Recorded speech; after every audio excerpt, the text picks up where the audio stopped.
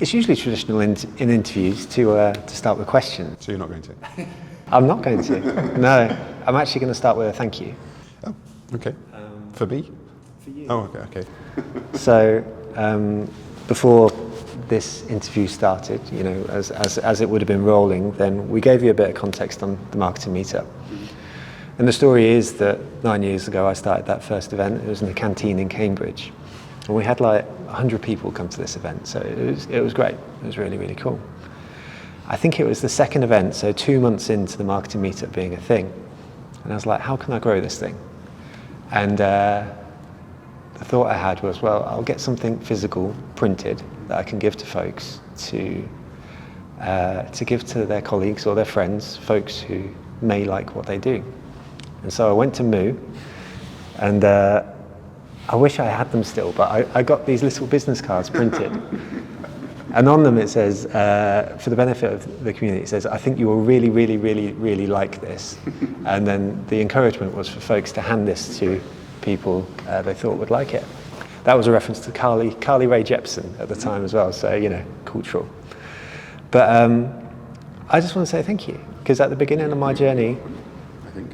your company was there for me, and you know, let's segue that into an interview style thing, which is you serve a phenomenal amount of people, and you've been doing it for 21 years now. Do you still hear these stories back? Do you still able to connect back to folks and the businesses you're helping? Because it's profound. Thank you. Yes, I think it's the simple and truthful answer. It's amazing how, like, when I meet people, I'm the same as you. I'm a INTJ. I'm an introverted, reluctant networker.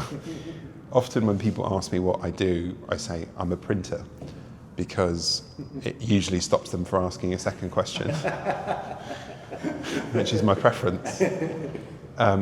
Occasionally I will say, oh, I run a company called Moo, or I've started a company called Moo, whatever the appropriate intro is. And very often I hear, oh, I bought, you know, they'll tell me some story. And I think that's, you know, we sell to smaller businesses, tiny micro businesses, one people companies and bigger companies. But there's something interesting about the story you told me that's that connects all of the stories of when people meet me and talk to me about their experience. And I would describe it as imprinting. When a animal has a child, you know, a cat has a litter of kittens, you can put a little baby duckling in there and it won't eat it, because it's creating this magical connection. It's all high on its endorphins and it's looking at everything as something that it wants to mother. There's this incredible connection of at the birth of something. And Moo is very privileged at being there at the birth of a lot of companies. And for some people, the only thing that proves they're real. Yeah. Getting the business card. You know, it's a really sort of validating thing, and it maybe only costs £15, £20, but it's kind of like you've made it, because it's, you know, I used to say, you know, it's like your name in lights, it's your name on a card, and it's kind of, it's legit because you got the card. So being there at the birth of these companies creates this funny imprinting connection, I think, with us, not with me personally, but, you know, with the brand.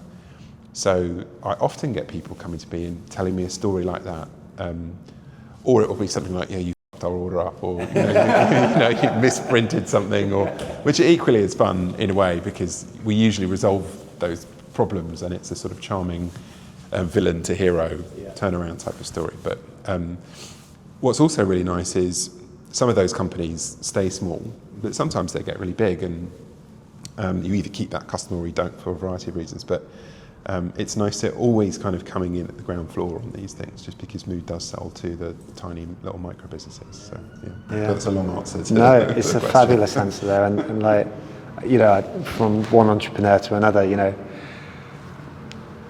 I'm very bad at allowing myself any sense of pride for the business that we run.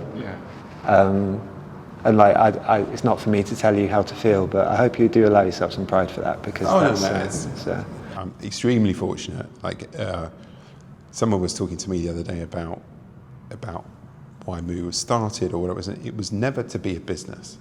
It was an idea first, a product second, and a business third. And that's, it's very hard to go from that first stage to that second, from that second to that third, and then most businesses go out of business, right? 2/3 of businesses go out of business like in the first year. So I'm very proud that we're still kicking and screaming, and that we've managed to kind of evolve and kind of build the business over many years. It's great. It's one of those things where we were discussing it beforehand. So I started a video agency 7 years ago, and did exactly that same thing. Went onto moo.com, got my cards, made sure I got the GSM right. So something that felt good, Mac gloss, something like that. Love a high GSM. Yeah, there you go. And but there's a thing where you hand somebody a business card, and I was thinking about it as a trust, an action of trust. So it's got my mobile number and my email, and I'm trusting you by giving you that card. And now, when we run our events, we run them all over the world. Very early on, people will be saying, "Oh, can I connect with you on LinkedIn?" And out comes the QR code, and boop, straight for the ask and straight for the connection. And it's all very quick and very digital. And there's thousands of people on LinkedIn, and you kind of go, ah. Whereas that business card, quite often would end up on my desk at home, or I'd find it in a pocket and be like, oh yeah, must get in touch with that guy or girl. Everybody's looking this way at AI and what we can do with AI, and it's all we seem to hear about at the moment. So my natural instinct is actually look the other way, and when I think about businesses like yours, I think that feels like an opportunity. And is that the same sort of conversation and thoughts that's going on in your head at the moment? I'd love to understand more about where you're thinking the opportunity is. Lots to unpack. Yeah, sorry, that was a long question. But it's all good. So firstly, on the business card versus LinkedIn, right? LinkedIn's an amazing product, but if you're swapping information digitally, it's just transactional. It's just, here are my details, give me your details. A business card is a lot more than that, but let's just stick on the here are my details, give me your details. It's like jumping into bed immediately, right? Whereas a business card, or whatever you're giving them, it's a piece of you, right? You made it, it's got something of you on it, in it. There are a series of decisions. What's the type? What's the font? What's the GSM? What finish have you gone for? How heavy is it? Did you spend a lot of money or a little money? It's like looking at someone's outfit and determining what you think of them, or using an outfit to express your own personal style. LinkedIn doesn't give you much room for expression. It's just connecting you, as opposed to talking about connection. It's just a transaction as opposed to a relationship. As you start to think about then the world of AI, and there are interesting conversations going on inside the business about how we can use this, and also slightly terrifying conversations about what we must resist. Just because you can doesn't mean you should. I'm sort of interested in the role that Moo can play in a world where increasingly our lives are becoming more digital and less in person. We've seen that massively accelerate over the last few years. But also, how do you know what's real anymore? How do you stay real in a world of unreal things? Well, an AI is never going to give you its business card. It can't. Only a human can do that. It proves you met them. It proves you have a connection. It proves that you were in a physical space together. So I think we're looking at that and thinking, how do we live in that notion? AI is a great tool, in the same like spreadsheets. Excel is a good tool. It will help you get to an answer, but how do we dial up our humanness as a business? And how do we help humans connect with other humans and make those strong, meaningful connections in the real world? Whether that's business card or any number of other printed things or the merch and stuff that we make. But it is a fascinating, ongoing conversation. I'm getting now daily emails from salespeople with a piece of AI written you know, hi Richard, I hear that you are a leading voice in the, you know, insert blah blah industry, whatever. It's so obviously AI. I got an email from a guy the other day, which was obviously not written by AI, and he wanted. I am going to reply to him if he sees this video. We're not going to work with him because it's actually not an interesting opportunity. But it was just he wrote a very very obviously handwritten email about trying to get Moo to sponsor handball in mainland Europe. Nice. Right? I mean, I don't really even know what handball is, but it was this obvious real person who was a customer who wrote an email without, you know, it being entirely written by AI, maybe AI wrote something about sponsoring a weird sport. I mean, maybe we will sponsor handball in Holland or whatever, because why not? No, there's just so much noise, there's just so much hype, and, you know, Mark Cuban tweeted the other day, I saw it, someone else read something about, we just don't know in a few months, years, weeks, days, whatever it is, we're not going to know what's real and what isn't real. The only thing you'll know what's real is if it's right in front of you. Yeah. So brands that want to be in that space, humans that want to make connections, being in front of someone is so precious and valuable. Make it count, make it special. You know, being someone who makes products that we care about the quality, we care about how many, you know, grams per square meter. It's a fascinating space to be in, but yeah, when you tell people, oh yeah, we do business cards, that'll be the other way to shut them up, by the way. They're like, who uses business cards? I'm like, not that many people, but, you know, hundreds of millions of people. Yeah. You know, fewer people perhaps than they used to, but yeah, we want to be in the relationships business, not in the transactions business. I love that. I think we're just going to put this clip on our about page, you know, as just like a justification for our existence too. So thank you for that. I mean, it's far more eloquent than anything we could put together. So,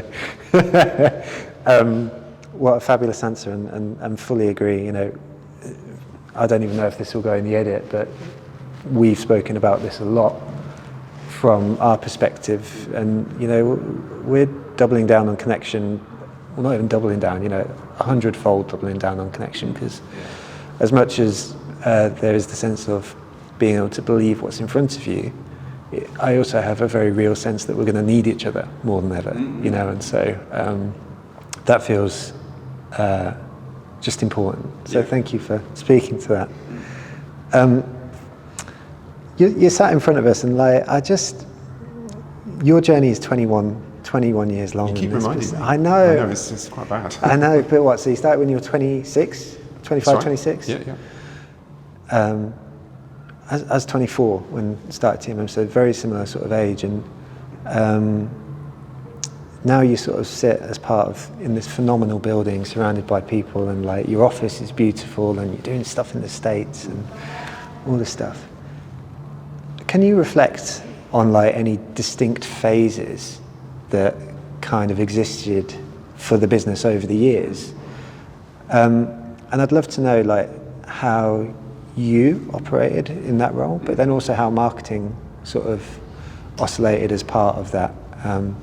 I know that the pleasure cards sort of era is well documented, but like, yeah. There's... I mean, every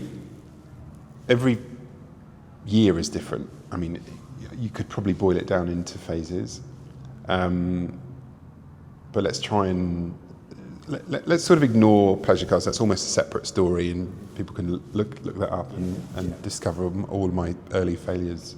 You know, there are plenty of them documented. But I think that there's starting a venture-backed startup business or running a company that's young and growing is a bit like the beginning of a 100-meter race. Right?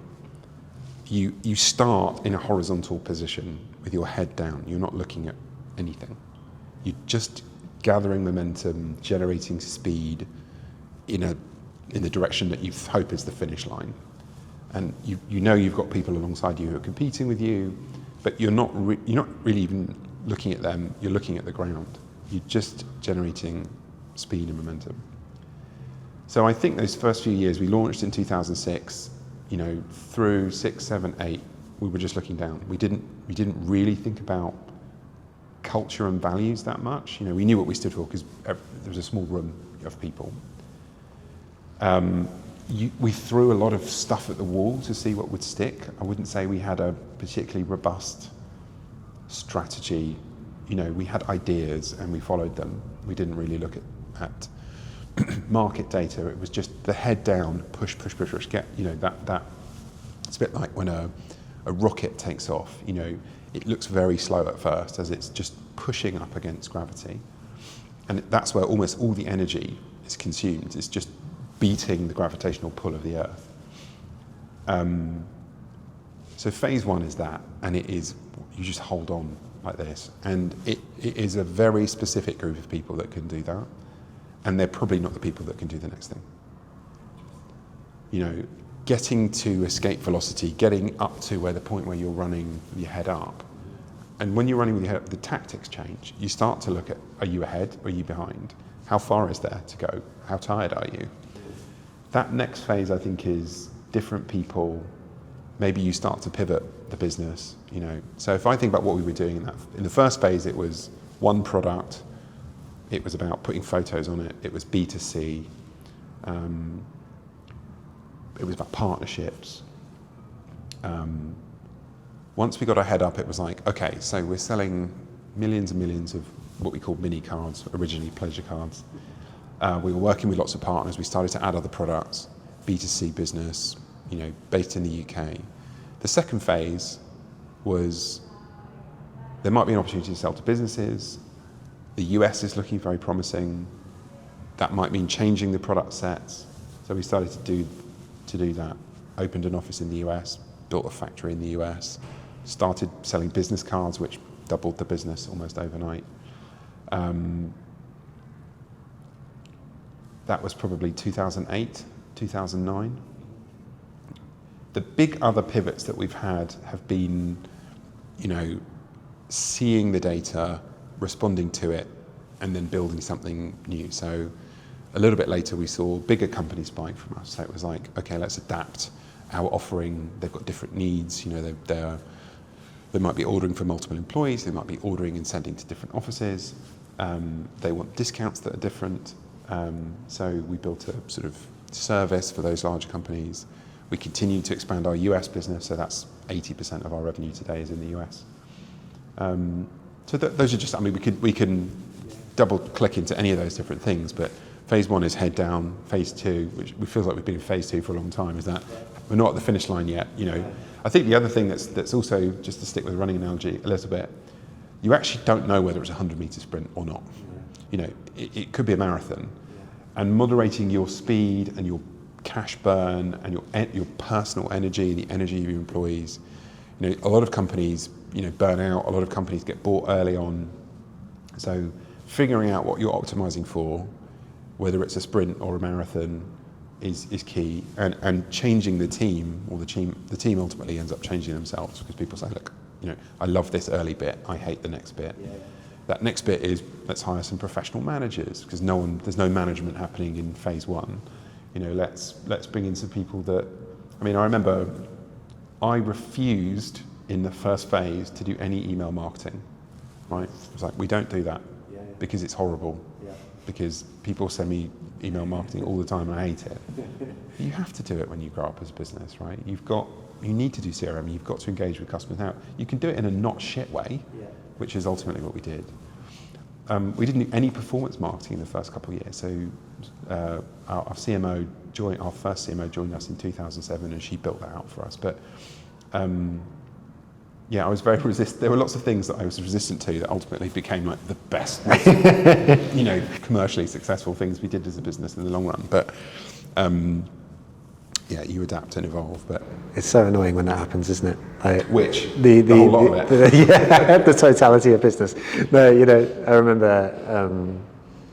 It's the smallest example, but it's an example nonetheless, which is that I resisted roller banners at our events for so long, because I hate roller banners. You know, like, I've seen so few people do them well, but our local organisers asked for them time and time again, to the point where it was like, fine, let's go and do roller banners.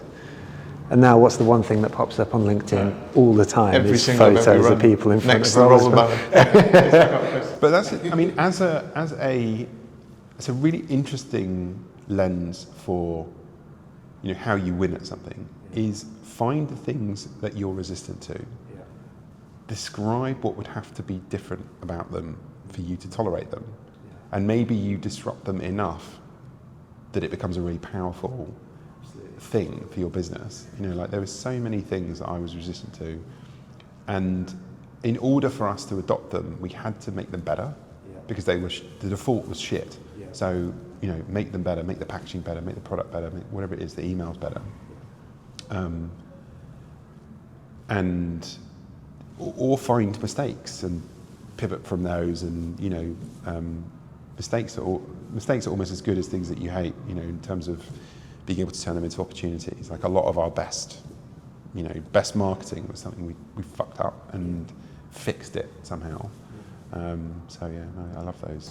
It's so true. Like I really don't mean to speak about myself in this at all, but literally the brief was, how do we make a not shit roller banner? And that was it. But there's so many versions of it.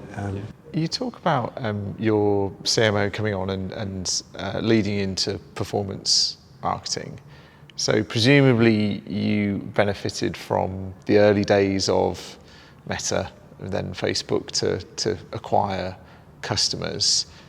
That, I presume now, is a much harder space for you to play in terms of a cost per acquisition and all that kind of thing.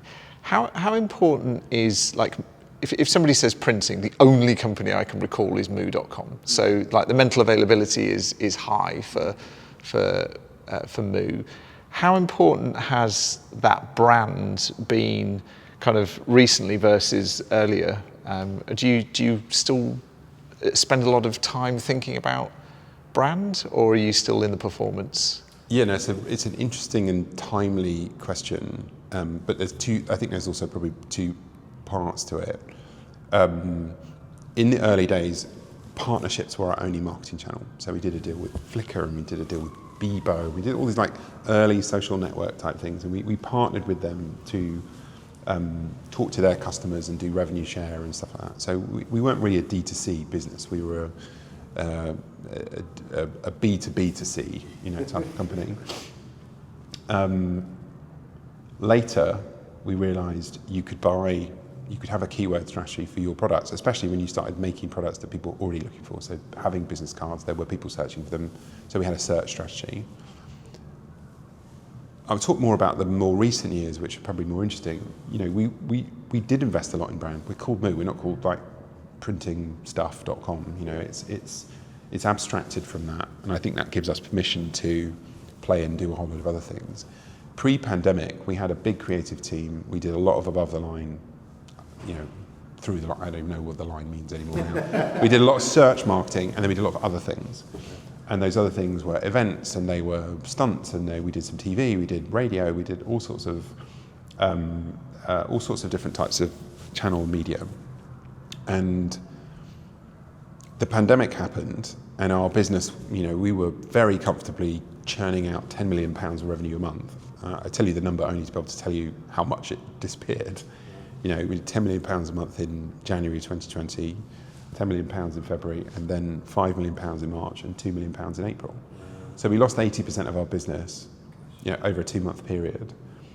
And we furloughed 70 or 80% of the people. We kind of did some emergency fundraising, but we're making a product that I've just described earlier. You have to hand out in person. If people aren't meeting, people aren't buying the product. So we had to radically rethink our business. We had to survive firstly, that was the primary goal. But as we built our marketing back up in terms of spend, we stuck with very high ROAS things, which is mostly search, mostly SEM. We were seeing, and as we recovered in 21 and 22, we had phenomenal ROAS. But what we realised in 23 and since is we weren't spending anything on the brand, we weren't doing anything outside of that lower funnel activity. So I'm delighted that there's only one thing that you think of when you think about print, but I think we've kind of lost a lot of that over the last few years. And maybe we just did a good job of imprinting with you in your early years. Yeah, that I think, there are 400,000 or 500,000 businesses started every month in the United States. that's a lot of new companies to go and talk to. You know, they may not start with business cards as their search term. They may not even think about that. Being in their front of mind is an ongoing job. And I think brand is how you do it, but we're having to rebuild those muscles, because it's a bit like, you know, we've been in a cast for time and we need to rebuild the muscles that haven't been moving. So we're in active discussions about how we, you know, reinvigorate the brand, how we take that out to market, what we do differently. And also, what's interesting is a lot of other companies have copied what we used to do. Yeah. So there's a lot of imitation is a serious form of flattery, but it's also bloody annoying. And you know, the example that I try and give internally is like the Body Shop. You know, the Body Shop had such a mission and such personality, but everything's just come to that same watermark. Yeah. It's very hard to stand out when, you know, your messages that were so unique to you become the messages that everyone else. So you have to push the brand into something else. In that story, you mentioned going from 10 million to 5 million to 2 million. We also, you know, in the research showed that like there was a moment where you had £20,000 left in the bank in the early days, and you sort of had to turn things around. And so we did some research quite recently with the community. So we had 1,130 responses from marketers across the world. And one of the things we asked them was their emotions around their role. And the top emotion that came back was positively challenging, which was fantastic. But then the second emotion that came back was uncertain. And it strikes me that in those moments of £20,000 left in the bank and not quite sure what to do, and 10 million, 5 million, 2 million, that uncertainty was probably a big part in your life at that moment. How do you personally deal with that? Because I don't know, you know, it's a tough thing to deal with. Yeah, and taking myself back to those moments, I mean, it was, I'm not an anxious person by default, but those were very anxious times. The 20,000, I think, look, if your company blows up when you're tiny, you start again, right? It's only your job at risk. You know, just delete, Control-Alt-Delete, reboot. Yeah. So the 20,000 moment perhaps was different, even though it was more perilous in a sense, because that's not a lot of money to have in the bank. COVID, on the other hand, you got lots of jobs, you got hundreds of people's jobs. You know, we were 600 people at the time. And it could all come crashing down, and it was years of work. I was 15 years, you know, into that journey. So it was very, very difficult. Lots of people posted amazing things of support, and I'm extremely fortunate to have a very supportive board, and I think obviously everyone that worked at me went through similar things, you know, as we all did, you know, either at home, at work, and people were extremely thoughtful and supportive at the time.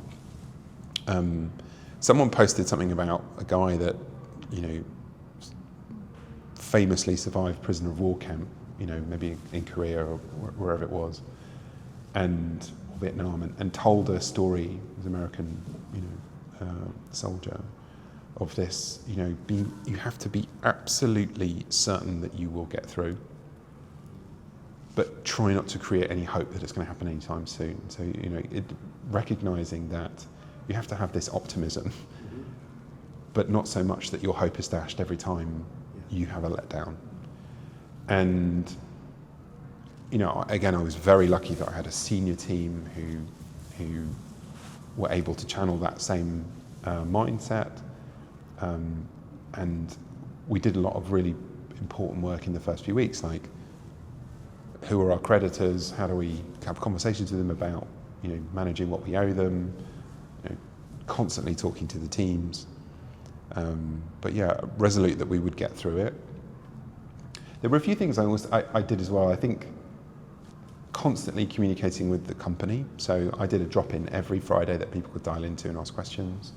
I did regular blog posts. We were using Notion and, you know, really sort of engaging with the teams, either in the written word or with calls or other things. We weren't allowed to meet in person. And being very human about the whole thing, you know, recognising that everyone was going through something, you know, personally and professionally. And we used the time also to imagine what it might look like on the other side. So if we survive this, it's a bit like, please God, if I, you know, I'll be such a good boy if, you know, whatever. It was a little bit like, if we just get through this, here's how we'll change the business. We'll fix the things that were broken. You know, we'll pioneer new areas. We'll change the business. It was, how do we use this as an opportunity to reimagine what Move becomes? So, yeah, I'm not sure if that's the perfect answer to the question, but it was yeah, it was hard, definitely very, very hard times. So the most personally testing, personally and professionally testing time of my life. Yeah. It's funny, we were, I'm conscious of time, but like Joe and I were, at the time, Joe was full-time in the business, I was running a video agency and doing 1 or 2 days a week, and it was all in-person events, and then COVID, we were like, but we did that thing of flipping it to online, and it actually accelerated the business, which we're very lucky. But I love that sentiment of just trust it.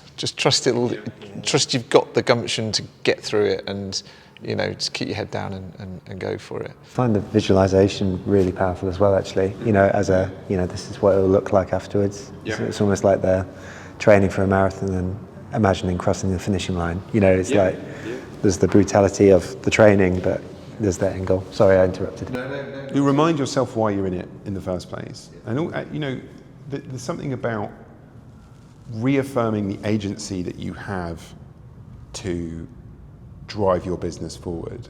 Assuming for a second, you have to sort of forget the fact that you're in a crisis, but just reminding yourself of the fact that you can turn your business into whatever you want, assuming that this pandemic goes away, that you have the power to do it, that you may not have control now, but generally you do, and at some point again you'll have it. And that was just quite calming, I think, for me, recognising that whilst control has been taken away from you, more often than not you have it, and you'll get it back again. You know, that kind of was helpful. I also did another thing. This is not connected to me obviously, because it was the exact opposite. I was unable to sleep at night. I was waking a lot up at night, in the middle of the night, and my heart was racing. I never had any issues like that ever in my life before that point. I wrote a business plan for another business. I was just like, can I still do this? I took a weekend and I was like, if it all went tits up tomorrow, what would I do? And it was reassuring also to say, like, well, that's a good idea, I could do that. You know, there is something else. That's sitting in a drawer for, 10 years from now. But testing yourself to see whether you've got other ideas or whether you've got the energy to take it in another direction. I was like, I got excited about that for a few minutes. Now, I'm much more passionate about this. This is great. It's always there in the drawer, though, just in case. It's a bit like, being in a relationship but catching someone's eye on a train. I've still got the magic. I could still, just catching eyes, nothing more than that. But it's, I know. You talked a lot in that about people, and clearly your team is core to how you've become really successful. Is there a marketer you can think of that's within the business as it's grown, that has really stood out for you? And if so, what did they do that made them exceptional in their role? We've had so many good ones. I'm sorry, that's probably not the answer that you want. I mean, I'll talk about the first marketer that we hired. I mean, that's so. And let's go back even before that. So I spent 2 years working in a tech startup. Before I started Move, I spent 2 years working in a design company, and that design company was a company called Imagination, and it was media neutral. They would position themselves. We don't do ads. We start with the idea, and then we take that and we deliver what whether that's an experience or a roadshow, or it could be an ad, it could be this, it could be that. I was reading a lot of Seth Godin and really getting into this. I was getting into the idea that advertising didn't work, or it was bad, or what's his name? Advertising is billionaires throwing rocks at your head. Who said that? Can't remember. Someone, but it is. It's like, buy our fucking product, and you're like, leave me alone. And now it's influencers throwing rocks at your head. Everyone's throwing rocks at your head. Just trying to get your attention to get you to buy something. In a sense, I don't believe in all that anymore. I've completely, I'm completely signed up to marketing as being a legitimate force, occasionally for good. But as I was a kind of, we don't need to do marketing. The product's the marketing. And I was obviously completely wrong. The product isn't the marketing. The product is one of the P's, right? And we hired in 2007 a lady called Lisa Rodwell. And Lisa she was from Canada. She'd worked at Procter & Gamble, so she had the kind of grounding in FMCG, very traditional route. She'd gone to work for Ogilvy and Mather, so she'd been in the brand side of things. And she'd subsequently moved over to Yahoo. So she'd done FMCG, real old school advertising, and then had moved into digital and had become a marketing person within the digital world. And what she brought was a really good understanding of product, a really good understanding of brand, and a really good understanding of digital marketing. And it was she who convinced me, you've got to send emails to the customers, you've got to do performance marketing, you've got to do all these things. And if she hadn't joined the business, we probably still wouldn't be doing it. And she transformed our thinking. She was a one-person band really when she joined. She didn't have a team, so she did everything herself for a while, and then built the team. And she took the I talk about entrepreneurs as kind of, they create a lot of steam. There's a lot of energy and steam, but that doesn't count for anything unless you put it through like a piston. To work a steam train, it needs structure and it needs, constraint to actually generate the force you need to go forward. I know, I'm just steam. Is this resonating with you? So is this therapy now? But, without the steam, you'd get no steam train, right? But you need... Joe's the piston, I'm the steam. Okay, good. But it's a magical combination, right? It's very important. So Lisa was able to take the heat and steam from me and turn it into, we should make these products, we should sell them in these channels, we'll use the brand in this way, and it's really, really important. You need both. You can't, there's definitely phases in our business where we need too much of one and not enough of the other. And I think the pandemic has been a phase where we've been very much bottom of the funnel and not enough of the brand, and I think we're pushing a bit harder on that stuff now. But yeah, so and Lisa and I are still friends, so we're able to look back fondly at we'll send where she was right and I was wrong. We'll look her up on LinkedIn and send her the interview so she can feel very smug. Absolutely. I've never done this before, so this might turn into a terrible experiment, but please don't be cross at me either. But of course we did our research before, and it was clear, maybe you identified it as phase one. There was a glut of YouTube videos of you from that period of time. And there was just one which was sort of very 2011 in terms of the filming style more than anything. Yeah. And we'll clip it, but it doesn't really matter. Who was the interviewer? So this was for a BizGov UK. Oh my God.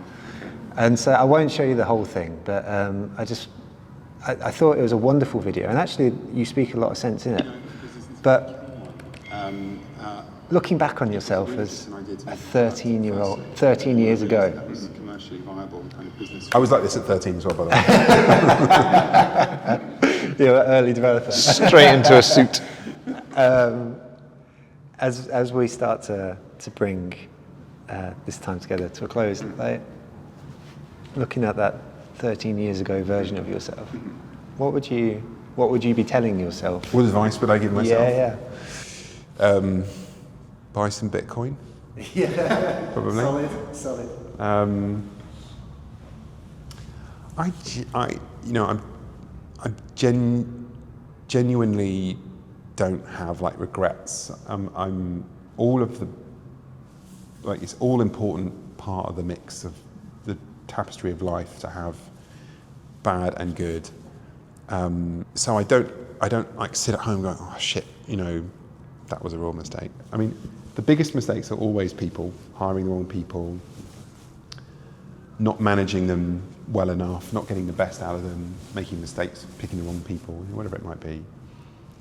But I love all the people that I've worked with over the years. I've been very lucky. Even if they weren't right for the role at the time, they were still good.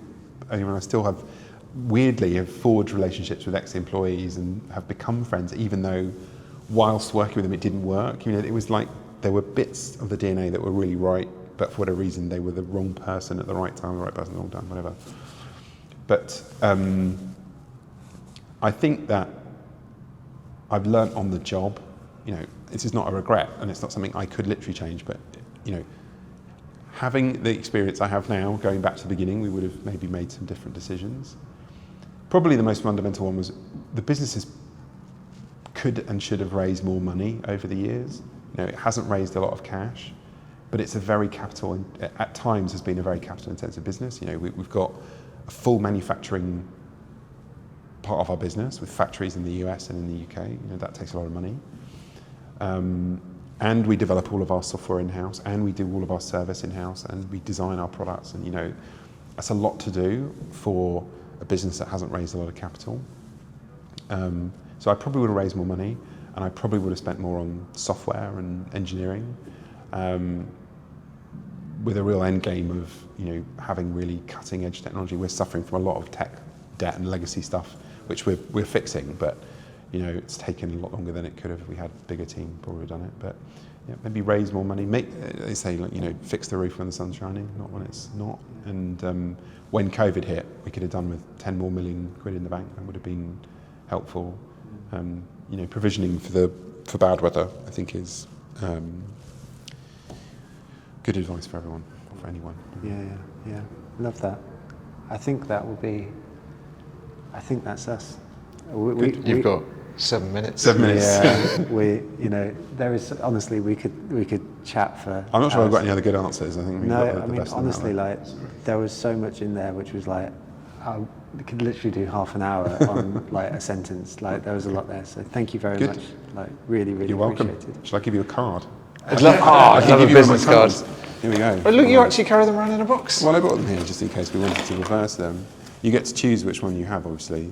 Nice. Look at this. So it says 350, 400. This is for. Oh, this is 600. I think. 600. Just clogging up my inbox. Oh, that's wicked. Nice. You're on fire. I thought, Boil the kettle. That's fabulous. Yeah. So these are all obviously aphorisms and hybrid speak. Nice. Love that.